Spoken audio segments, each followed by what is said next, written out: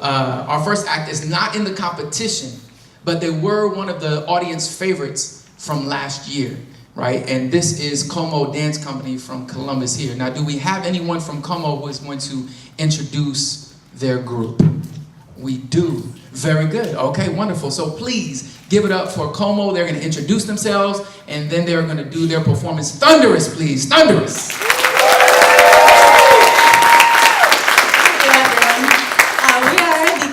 Modern, Como for short, dance company, and we are a modern dance company, you see the bare feet, based right here locally in Columbus. And we're very happy to be here tonight for our second year.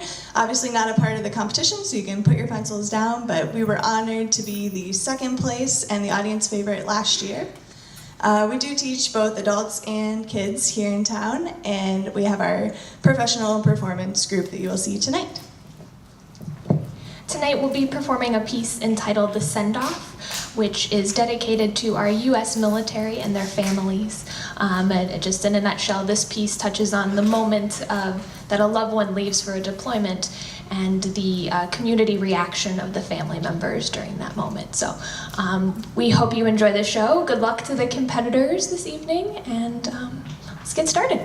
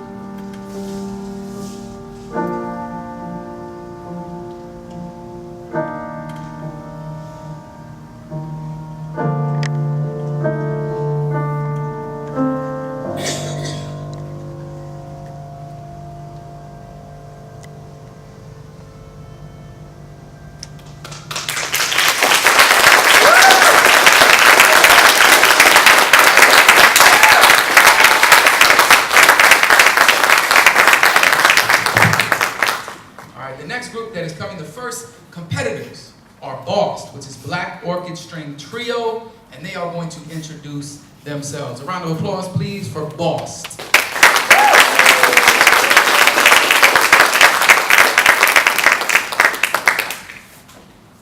Hello, my name is Heidi Matthews, and it's a privilege to be here with you this evening. I'm a board member of the Black Orchid String Trio, and I'm excited to tell you a little bit about the ensemble and the pieces they'll be playing this evening. The Black Orchid String Trio is a non-profit performing arts organization based in Pittsburgh, Pennsylvania. The trio includes Jen Sternick on violin, Amber Rogers on viola, and Rachel Smith on cello. The mission of the Black Orchid String Trio is to present, promote, and educate the public about chamber music and modern classical music, as you'll be hearing in this evening's performance. The mission also includes expanding collections of music written for string trios and to participate in interdisciplinary arts projects such as the Columbus Invitational Arts Competition. The Black Orchid String Trio will be performing 2 songs written especially for this ensemble by contemporary composers. The first piece is called Juno or Bossed and was composed by Ash Madney. The second piece is called Improvisations on 4 American Folk Hymns and was written by Christopher Massa. Ash Madney is an English composer of East Indian heritage. He blends sounds from both Eastern and Western music in many of his compositions. Juno or Bossed was composed in 2014 for the Black Orchid String Trio while Ash was visiting Morocco. This piece is structured so that each of the players has a chance to play solo, while the other 2 provide support in playing harmony or percussive lines. This piece uses musical concepts found in the style of Bhangra, which is both a musical genre and a style of dance from Punjabi origin. In Juno or Bossed, the musicians use extended techniques in order to imitate the sounds of Indian instruments, such as the sitar and the tabla. Improvisations on 4 American Folk Hymns was composed by Christopher Massa in 2013 for the Black Orchid String Trio. Chris is a Pennsylvania native, percussionist, and composer. He often uses different sorts of American folk music in his compositions, including Appalachian fiddle tunes. He is also influenced by sacred music, which is the case in the piece you'll be hearing shortly. This piece is based on 4 hymns from the Sacred Harp, which is both a hymn book and a tradition. The Black Orchid String Trio thinks that new music is exciting, and we hope that you do too. If you hear something that you like this evening, feel free to let us know and clap before the music ends. You don't have to wait until the end, and we'd love to know what you're thinking. Thank you, and enjoy the music.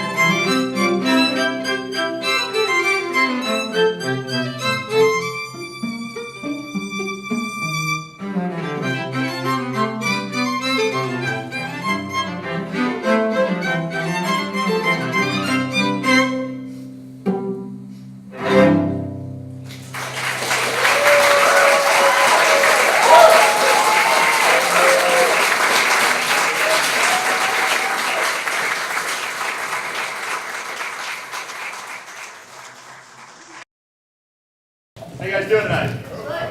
Good. My name, ignore them. We're getting ready. My name is Adam Bryan. I'm the director manager of the Alban Arts Center in St. Albans, West Virginia. We are a non-profit theater company that strives to foster the artists of tomorrow using the artists of today. What you're about to see is a piece called Words, Words, Words by David Ives. Words, Words, Words is a selection, is a one-act from David Ives' collection of one-acts called All in the Timing. This piece examines mathematician Emile Borel's infinite monkey theorem, which states that a monkey hitting keys at random on a typewriter keyboard for an infinite amount of time will almost surely type a given text, such as Hamlet. This theory, the basis of this theory, can be traced back to philosophers and theorists like Aristotle, Pascal, and Cicero with varying degrees. Words, Words, Words, however, takes a comedic approach to the theorem and looks at this idea from the monkey's perspective, that have no clue why they are typing or what Hamlet even is. See if you can find all the literary and philosophical ideas that Milton, Swift, and Kafka stumble upon as they try to reproduce one of Shakespeare's most notorious plays.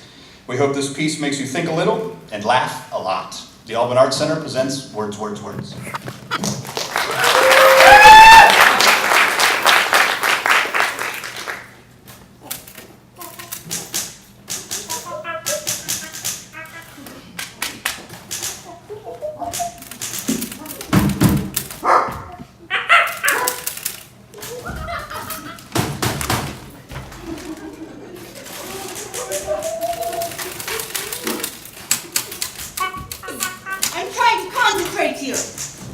Well, what have you got?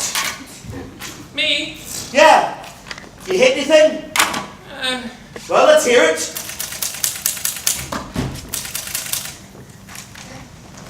Ping, Droba,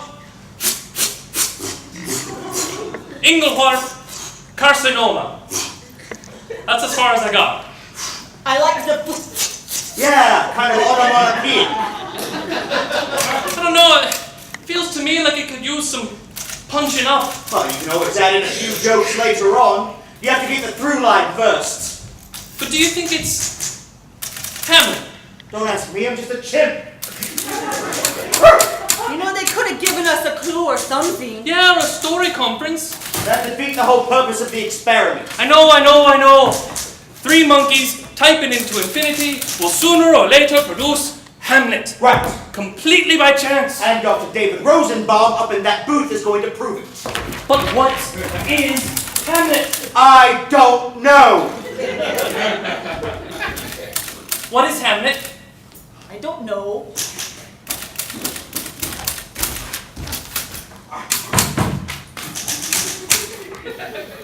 You know, this is really stupid. The way I see it, the sooner we get it over with, the sooner we can get out. Yeah, you know, sort of like publish or perish with a twist. But what do we owe this Rosenbaum anyway? A man who stands outside those bars and tells people, well, that one's Milton, and that one's Swift, and that one's Kafka. Just to get a laugh? What's a Kafka anyway? Why am I Kafka? Search me. What is Kafka? And how are we supposed to write Hamlet if we don't even know what it is? Okay. So, I admit the chances are a little slim. And this from a guy who's supposed to be smart. This from a guy at Columbia University. The way I see it, there's a providence that oversees our pages. Rough draft them how we may. What about you, Milton? What have you got? Let's see.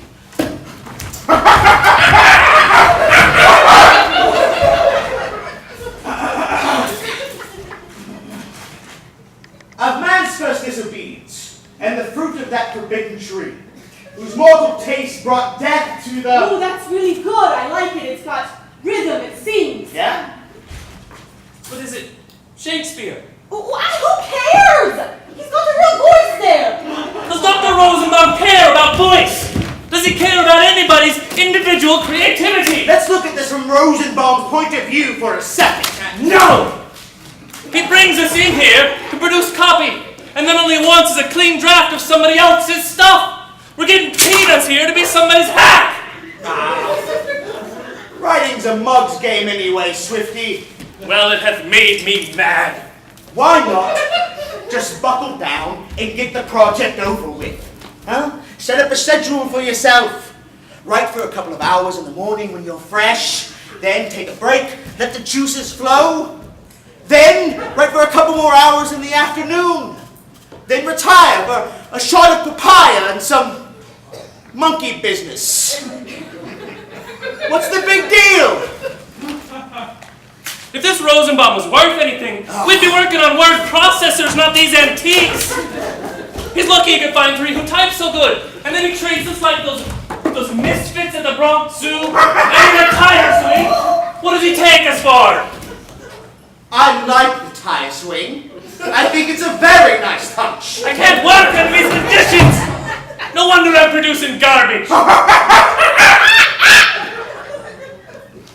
What about the rest of yours, Milton? What this? Yes, read us some more. Blah, blah, blah. Who brought death to the Blamagam. Bedsocks Knockworth Tinkerbell. Well, what do you think? Blamagam is good. Well, I don't know. What is it? Is it the tone? Well, I knew this was a stretch for me. I just don't think it has the same expressive intensity and pungent lyricism as the first part. Well, it needs rewriting. What doesn't? It's just a rough draft. Lights on. This bit. Are they watching? What? Are they watching? I don't know, I can't see. I've got my paws over my eyes. What? What is the point of this? Why did they videotape our bowel movement? What? Lights off.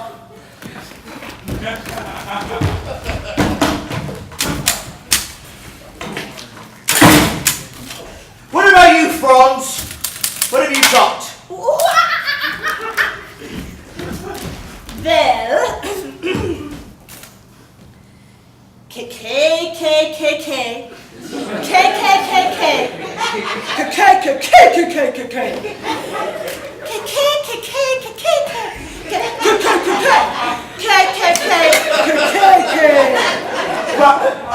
K.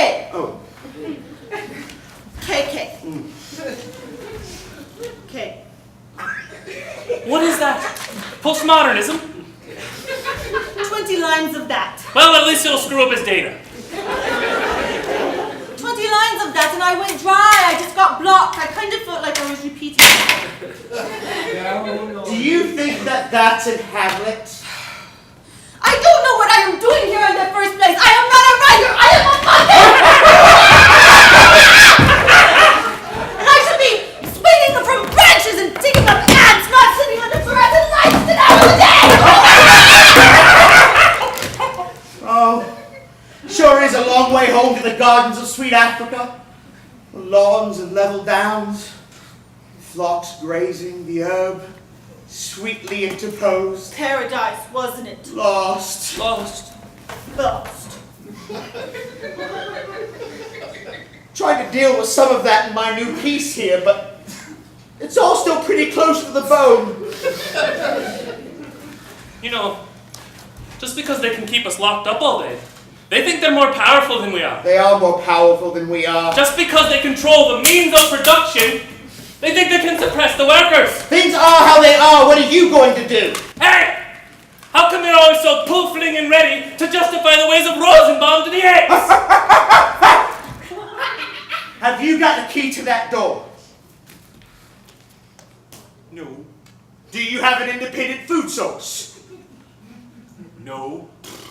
So, call me a collaborator.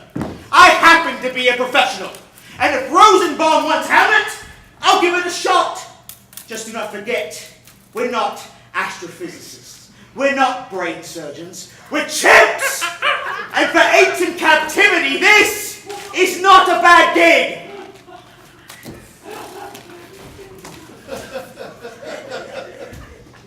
What's really frightening is that if we stick around this cage long enough, we're going to evolve into Rosenbaum.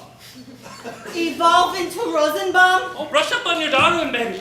We are more than kin and less than kind. Has anybody got a smoke? I'm all out.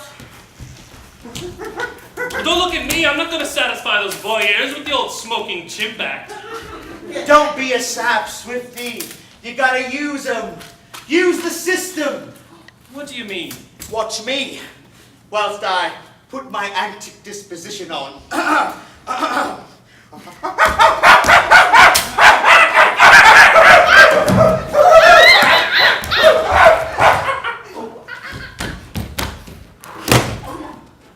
Galois too, my fave. You should have thrown in a Cupid doll for that performance. Got results, didn't it? Sure, you do your bonzo routine and get a Galois of it. Last week, I totaled a typewriter and got a whole carton of Marlboros. Only trouble is you didn't eat them. You just took a crap on them. It was a political statement. You made your statement. I got my smoke. All's well that ends well, I guess. It's the only way we know they are watching. We perform, we break typewriters, we produce another page and a cigarette appears. At least we know that somebody up there is paying attention. Oh, resident philosopher. But what if one of us really does write Hamlet? I mean, here we are, set down to prove the inadvertent virtues of randomness, and to produce something we wouldn't recognize if it passed right through our hands. But what if one of us actually does it? Will we be sent home? Will they give us the key to the city in a ticker-tape parade? Or will they move us on to Ulysses? Why did they pick Hamlet anyway? What's Hamlet to them, or they to Hamlet, that we should care? Boy, there's the respect that makes calamity of so long life. For who would bear the whips and scorns of time, the proud man's contumely, the oppressor's wrong, Swifty! the pangs of despised Swifty! love, the law of delay? Swifty! Settle down, will you? Have a banana, man. We could get Rosenbaum in here and see how he does at producing Hamlet. That's it. What? That's it. Forget about all this random Hamlet crap.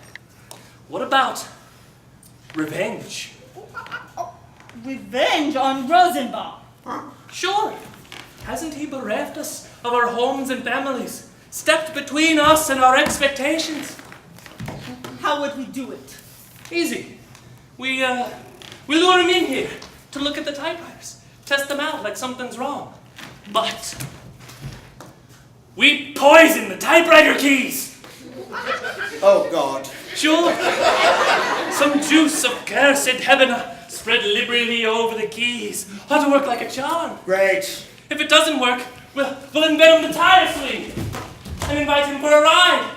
Plus, I'll challenge him to a duel. Brilliant. Can't you see it?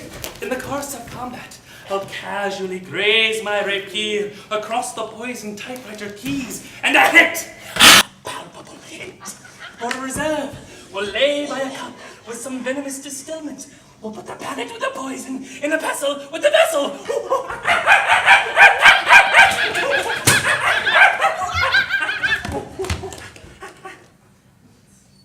I'm gonna get back to work. Man's gonna want his pages. Yeah, it's a good idea, but then Mark. Hemorrhoid. Enter Bernardo and Francisco. Pomegranate. Bernardo says, who's there? Bazooka.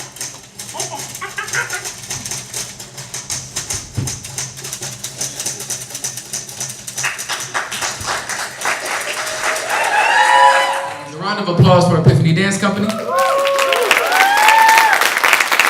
And they will have someone come and introduce themselves. I was going to say, or I will do it. All right, very good. Another round of applause, please. Thank you so much. How is everybody today? Great. So I am Brandon Burton, better known as Skills. I am the founder and artistic director of Epiphany Dance Company. We started January 18th of 2010, and we've just grown and grown and grown. This piece is entitled Serpentine, set to the music Tick of the Clock by the Chromatics.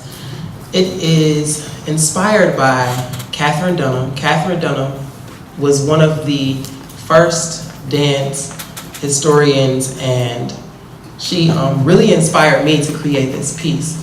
One of her biggest influences was African dance. She was also one of the first dance anthropologists that traveled all over the world and kind of gathered different things about different cultures and added them and fused them all to one technique. African dance has a snake-like movement called Yanvalu, which we use a lot in this piece. So you'll see a lot of things we call undulations in dance. You'll also see a lot of other snake-like movement. Epiphany itself, we dance all kinds of styles of dance, predominantly contemporary jazz. However, all of our dancers are well-versed dancers, most of which are either in college or have graduated from college with bachelor's or master's degrees in dance, theater performance, or choreography, or both. So I hope that you all enjoy this performance. Once again, it's called Serpentine. Feel free to give us a hand if you see something that you like, or if you want to shout, or if you want to hiss with us, or any of those things, then that is perfectly fine. Thank you, and I hope you enjoy.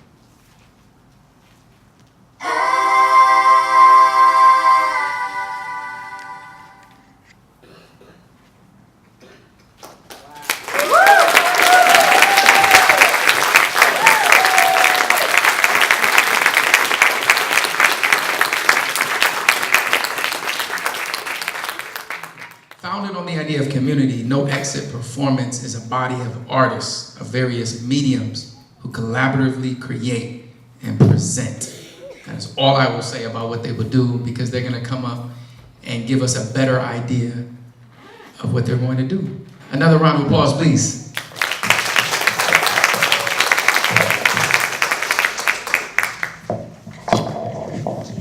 Hi there. NoExit Performance does take its community involvement seriously. We say we have no real home because we travel and present shows in a variety of different venues within the downtown area.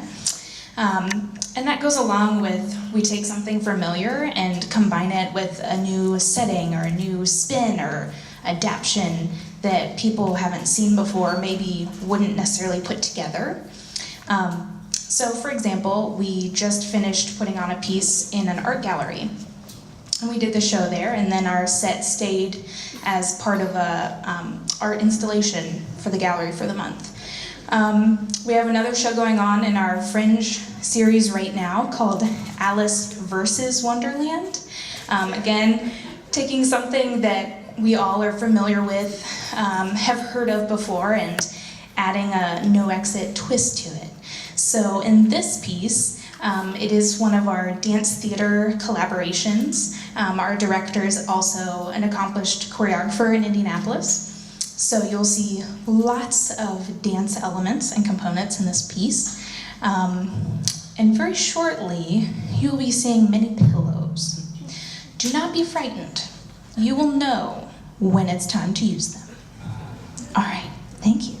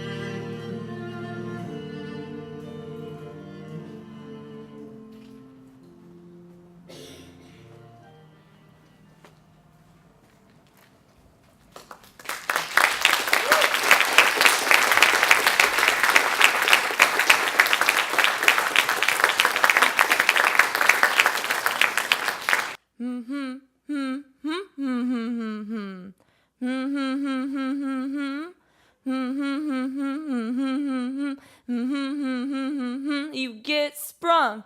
Wanna pull out your tongue, get with ya, take your picture. Ooh, a minute. Oh, didn't see you there. Embarrassing. Oh, did I just make you uncomfortable? It's just, you're blushing. Me? I'm not. That's just the way my face looks. I'm red all the time. Why do people make such a big deal about the way I look? I look comfy, don't I? Comfy, like frumpy. I hate that. She's not much to look at, but she's comfy. I'm so much more than comfy. I'm a good couch. I'm stable, supportive, inviting, warm, and to top it off, I'm funny. I'm hilarious. What? You don't think so? You're like, she can't talk. She's alone up there anyway. Oh, okay, I get it. I'm not a full set. I'm just a love seat, right? Wrong. I'm a seat in love. And I know the perfect companion piece to complete this furniture set. He's amazing. When I think about him, I could literally burst all my seams. He is so fucking hot, and I desperately want to be his sofa queen. When I see him, it's like he knocks the stuffing right out of me. He just makes me have all these feelings. I'm completely irrational. He makes me feel like such a futon. He's right there. That's great. Hey. Hey. Here. How's it going? Okay. I'm just gonna throw this out there. Spill it on the seat and see if anyone sits on it. I like you.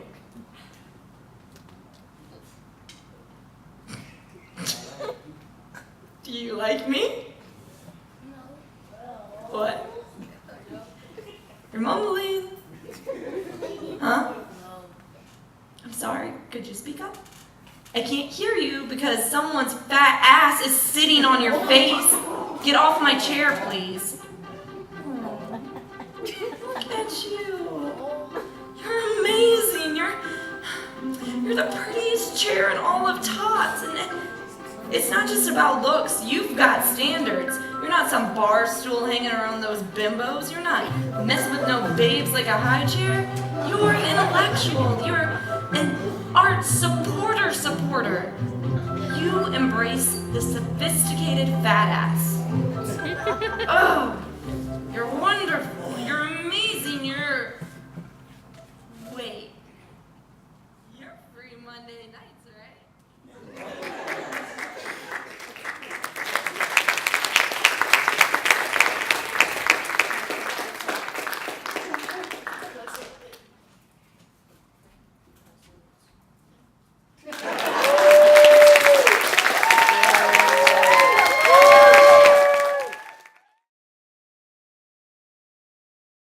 Columbus's own Saints Drumline. A round of applause, please.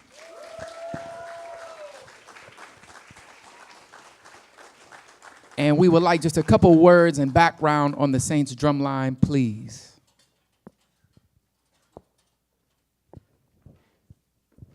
Hello, my name is LaRon Carlton. I'm the operations manager for the Columbus Saints. Unfortunately, our director, Mr. Cheatham's not here today. He had a family issue he had to take care of. The Saints Drumline was an organization that Mr. Cheatham started in 2003. He always liked to tell everyone, 6 kids beating on a picnic table. The idea was to bring music education to the kids that potentially didn't have it in their schools or just wanted something more. 11 years later, he brought us in. He wanted to move it to a competition unit to compete in something called Drum Corps International. It's basically the governing body of marching music. So, our members here are a mix of people from Texas. We have members from Ohio State. We have members from East High School, just all around. It's been a great experience. We literally just finished our season 2 weeks ago, went to Drum Corps International World Championships, competed in the sound sport division, and we took bronze. So competed against groups from Colombia. It was a treat for them. They competed. There were some groups from Colombia, groups from Guatemala, from Cincinnati. So it was a real treat. So today we're just going to bring you excerpts of some of the music we played this year, as well as different excerpts from our program, so you can kind of see a little bit of what we're doing. I will tell you a little bit about the history. So you see, we have horns, we have drum set, we also have a marimba. So marching bands play with instruments that are pitched in B flat, F, C, etc. We use the traditional bugle. So if you think back in the old cavalry days, the horses, no valves, basically we play modern versions of that. So can you step forward, Lee? So this is Lee Davis. So he's going to show you his horn. It only has 2 valves on it. A trumpet normally has 3. This is the bugle. It's pitched in G, completely different. We also have Adam Martini here. He's playing what you would think is a tuba, but actually it's not. Go ahead and put that over your shoulder. This is the contrabugle. So this is how they play. They project. They're designed to fill up stadiums. Notice he only has 2 valves. Most tubas have 3 or 4. So taking a little old school, but we want that sound. We want that definitely that unique experience. So we're gonna get started in a moment and enjoy.